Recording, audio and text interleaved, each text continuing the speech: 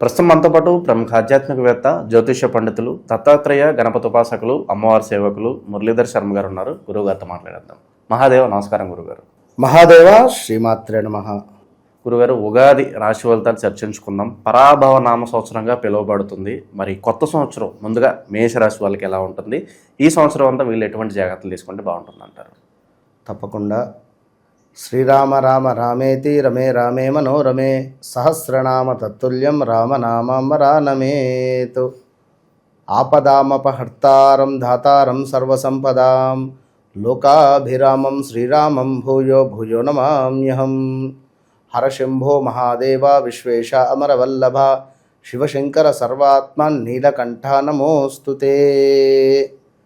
గత కొన్ని సంవత్సరాల నుండి కూడా మన ఛానల్ని కావచ్చును లేదా మనల్ని కావచ్చును ఆదరిస్తున్నటువంటి అందరికీ కూడా పరాభావ నామ శుభ ఆశీస్సులతో అమ్మవారు ఎల్లవేళలా మీ ఇంట కొలువు తీరాలని చెప్పి మనస్ఫూర్తిగా కోరుకుంటూ ఆ పార్వతీ పరమేశ్వరుల యొక్క అనుగ్రహము, అదేవిధంగా వెంకటేశ్వర స్వామి యొక్క కృపా కటాక్ష మీకు ఎల్లవేళలా ఉండాలని మనస్ఫూర్తిగా కోరుకుంటూ, ఎందుకు అంటే ఒక నమ్మకము అనేటువంటిది మనిషి యొక్క జీవితాన్ని మార్చేస్తుంది. నమ్మకము అనేది ఎందుకంటే 100కు 200% మనం ఏదైతే నమ్ముతామో, ఎవరికైతే కనెక్ట్ అయి ఉంటామో, అది భగవంతుని పట్ల కానీ, గురువు పట్ల కానీ, తల్లిదండ్రుల పట్ల కానీ, ఎవరి పట్ల అయినా కూడా ఎంత విశ్వాసంతో ఉంటామో అంతటి అద్భుతమైనటువంటి జీవితం ఉంటుంది. సో పరాభవ నామ సంవత్సర శుభ ఆశీస్సులతో మరి మేషరాశి వారికి సంబంధించి ఒక చిన్న విషయం ఏమిటయ్యా అంటే, చాలా చురుకుతనము, చాలా స్పార్క్, ఒక లైట్ ఏ విధంగానైతే వెలుగుతుందో అంతటి అద్భుతమైనటువంటి వెలుగు దిద్దేటువంటి, వెలుగుగా ఉండేటువంటి వీరి జీవితంలో మరి ఈ 2026 పరాభావ సంవత్సరానికి సంబంధించినటువంటి ఆదాయ వ్యయాలు చూసుకున్నట్టయితే మేషరాశి వారికి ఆదాయము 11 ఉన్నది, వ్యయము 5 మాత్రమే ఉన్నది. అదేవిధంగా రాజపూజ్యము 2, అవమానము 4 ఉన్నది.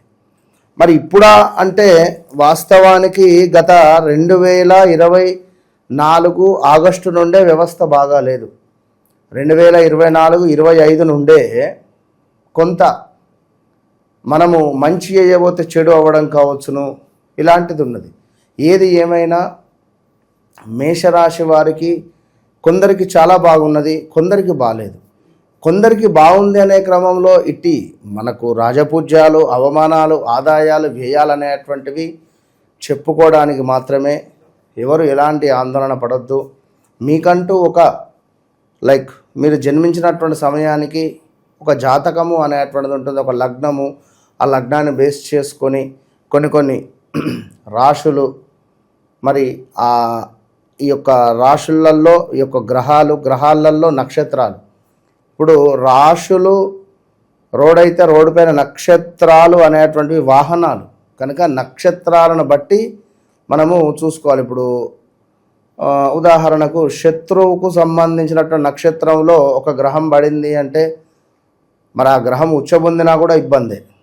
సో మీ వ్యక్తిగత జాతకాన్ని 100కు 200% బేస్ చేసుకొని చూసుకోవాలి.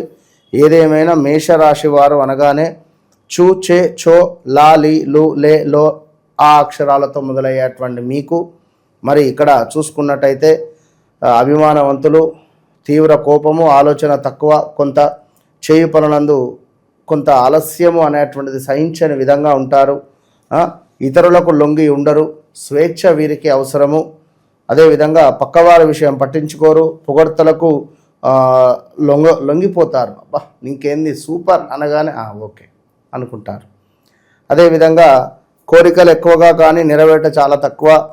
చిన్నతరమున అనేక కష్టములు పడి పైకి వచ్చేటువంటి పరిస్థితి. ముక్కుసూటిగా పోవడము, నిజాయితీగా బతకాలనేటువంటి మనస్తత్వం కలిగినటువంటి వారు మేషరాశి వారు. ధైర్య సాహసాలు కలిగినటువంటి వారు, నిర్మోహమాటంగా మాట్లాడేటువంటి వారు, ఎవరికి భయపడకపోవటం కావచ్చును. ధైర్య సాహసాలు కలిగినటువంటి వారు. అహంభావం అధికము, కొంత ఈగో ఫీలింగ్ అధికంగా ఉంటుంది.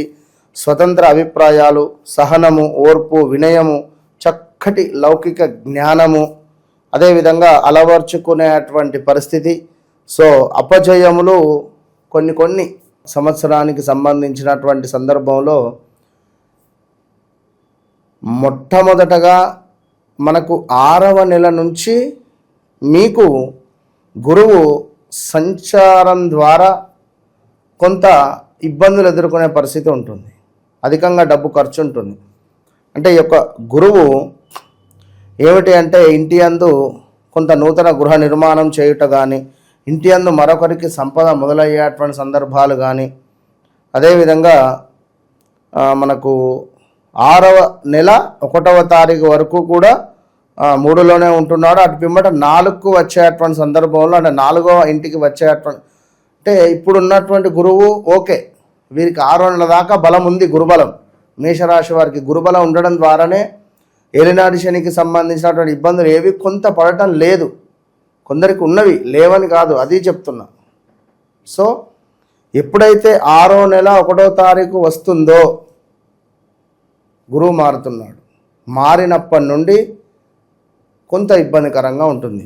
ఇక మరి ఈలోపు ఏంది అంటే బ్యాంకు రుణాలు కావచ్చును, మనసుకు నచ్చినటువంటి వస్తువులు కొనటం కావచ్చును, పిల్లల విషయంలో శ్రద్ధ వహించడం కావచ్చును, సహోదరి వర్గానికి సంబంధించినటువంటి బాధ్యతలు మీ మీద పడటం కావచ్చును, ఇంటి యందు ఆరోగ్యము చక్కగా, మిత్రుల కలయిక, తీర్థయాత్రలు చేయుట, అదేవిధంగా వ్యవసాయదారులకు మంచి ఫలితములు కనబడుతున్నవి, మిత్రులకు సహకారం చేయుట, ఇంజనీరింగ్, మెడిసిన్ వారికి ఆశించినటువంటి ర్యాంకులు రావడాలు, రాజకీయమందు లాభం లేకుండుట, తీర్థయాత్రలు చేయుట, అన్నదమ్ములతో కూడి ఉండడము, ఉద్యోగమందు లాభము లేకుండుట, చేసే ఉద్యోగంలో లాభం లేకుండుట, ప్రభుత్వ పనులందు సంప్రదింపుల చేయుట, అనుకున్న పనులు ఆలస్యంగా నెరవేరేటువంటి సందర్భాలు, సంఘం నందు గౌరవం లభించుట, పో అని అన్నటువంటి వారే మళ్ళీ మిమ్మల్ని పిలిచేటువంటి సందర్భాలు ఉన్నవి. సంతాన ప్రాప్తి, ఆస్తుల విషయంలో ఆలస్యమగుట, సామరస్యముగా పనులు నెరవేర్చుకునేటువంటి పరిస్థితి ఎప్పుడు మనకు 6వ నెల 7వ నెల వరకు. ద్వితీయ భాగం ఇక నెక్స్ట్, ఎస్ మీరు అన్నట్టు సూపర్. ఇక నెక్స్ట్ 6 months ఏమిటి అంటే మనకు ఇక్కడ కష్టములు అనేటువంటివి ఏర్పడబోతున్నవి. మనకు సుమారుగా కూడా జూన్, జూలై, ఆగస్టు నుండి విపరీతంగా. ఇక ఏంటిది అంటే అధికంగా కోపము, నమ్మిన వారి నుండి మోసము, ఇంటి యందు మీకు కలహములు, అదేవిధంగా విద్యాభంగము, పిల్లలకు ఉద్యోగ భంగము, వృత్తులందు ఆటంకములు, మీకు సహాయం చేస్తా అన్నటువంటి వ్యక్తులే మీకు సహాయం చేయక దూరం వెళ్ళేటువంటి సందర్భాలు, అదేవిధంగా అసందర్భ ప్రేలాపనల వల్ల గొడవలు ఏర్పడేటువంటి సందర్భాలు, ఆటంకములు. ఇంకను చూసుకున్నట్టయితే ఎదుటి వారిని తక్కువ అంచనా వేయకూడదు ఈ సందర్భాలలో. 6వ నెల 7వ నెల తర్వాత నుండి మనకు బాగా నచ్చిన వ్యక్తులే దూరం అవ్వడాలు, బ్రేకప్స్, ఇలాంటివి. మితిమీరిన ఆత్మవిశ్వాసము వల్ల నష్టపోయే అవసరం. ఇప్పుడు ఇన్ని రోజులు బాగుంది, ఎక్సలెంట్గా ఉంది అని చెప్పి మీపై మీకే ఓవర్ ఎక్స్పెక్టేషన్ ద్వారా డబ్బులు మనకు ఇన్వెస్ట్మెంట్ చేయడం కానీ, నమ్మి ఎవరికైనా ఇవ్వడం కానీ, అది లాస్ అయ్యే పరిస్థితి. అకారణమైనటువంటి కలహములు, వాహన ప్రమాదములు, శస్త్రచికిత్సలు, కొన్ని పనులందు ఓర్పుగా ఉండండి. అవకాశాలు చేజారినా నిరుత్సాహపడవద్దు. సన్నిహితులతో కొన్ని పనులు పరిష్కారమగును. ఎదుటివారి తీరును గమనించి మెలగండి. కొత్త పనులు నిదానంగా నెరవేరును. శ్రమపడి మీ కృషి ఫలిస్తుంది. శ్రమ పడండి, మీ కృషి ఫలిస్తుంది. తప్పకుండా సుందరాకాండ పారాయణము లేదా గురువుది శనికి సంబంధించినటువంటి జపాలు చేసుకోవడం ద్వారా వీరికి అత్యంత శుభాలు కలిగేటువంటి పరిస్థితులు ఉన్నవి. అదేవిధంగా శివాలయంలో తైలాభిషేకం చేసుకున్న మంచి ఫలితాలు కనబడుతూ ఉంటవి. అదేవిధంగా ప్రతిరోజు ఈశ్వరుని యొక్క దర్శనము మీకు ఎంతో మేలు కల్పిస్తుంది. ఇదంతా మేషరాశి. మరి మేషరాశి వారు ఎవరు? చూచే, చో, లాలి, లూలే ఆ అక్షరాలు. మరి మీది వ్యక్తిగత జాతకరీత్యా మేషరాశ లేదా జన్మ నక్షత్రం ప్రకారంగా మేషరాశ? ముందు అది మీరు కన్ఫర్మ్ చేసుకోండి. గురువుగారు మీరు చెప్పిన దాంట్లో అది బాగా ఉంది అంటే చెక్ చేసుకోవాలి. మీరు చెప్పింది 100% జరిగింది అన్నా చెక్ చేసుకోవాలి. ఎందుకు? నడిచే దశ అంతర్దశ అనేటువంటిది మనకు చాలా అవసరము. మొన్న యాజ్ ఇట్ ఈస్ సుమారుగా ఎక్కడ అంటే న్యూ జెర్సీ అక్కడ నుండి మనతో ఎంత సంతోషం అండి నిజంగా. అసలు వారి ప్రేమకు వారి సంతోషానికి నేనైతే గురుగారు మీరు రండి అమెరికాకి అంటున్నారు.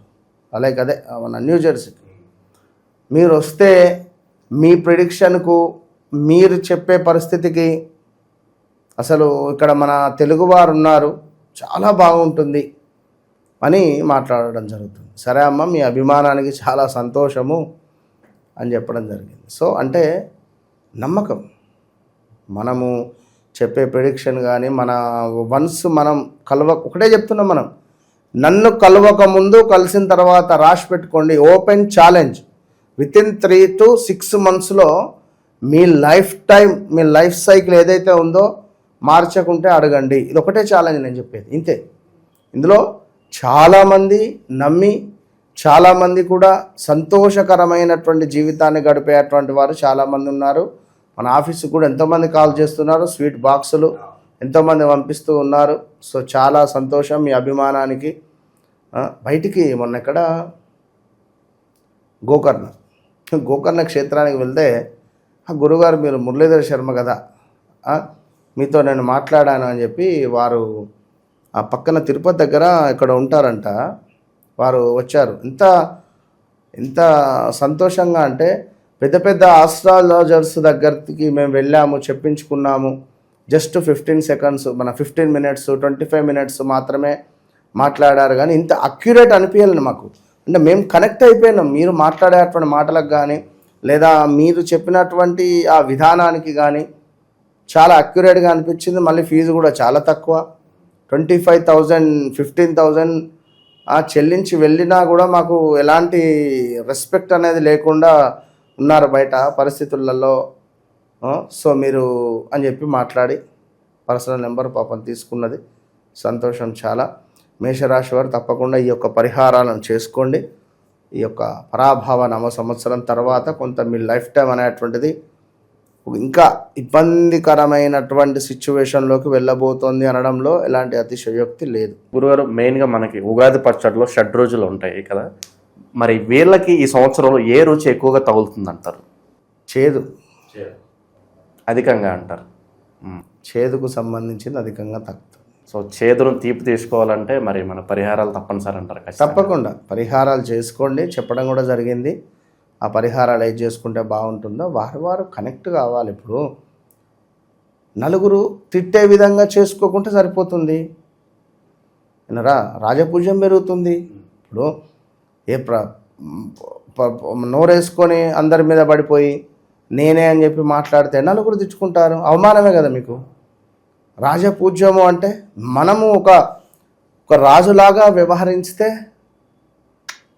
ఏం మాట్లాడతాడా ఆయన, ఉన్నంతసేపు బాగుంది ఆయన, అసలు ఉన్నంతసేపు ఏదో వైబ్రేషన్, తెలియని వైబ్రేషన్, ఆయన మాటలే ఇలా అనిపించిందా అనుకుంటారు కొందరు, అవునా కాదా? సో అది ఆ వైబ్రేషన్ మనకు కావాలి. సో సాధన శ్రీ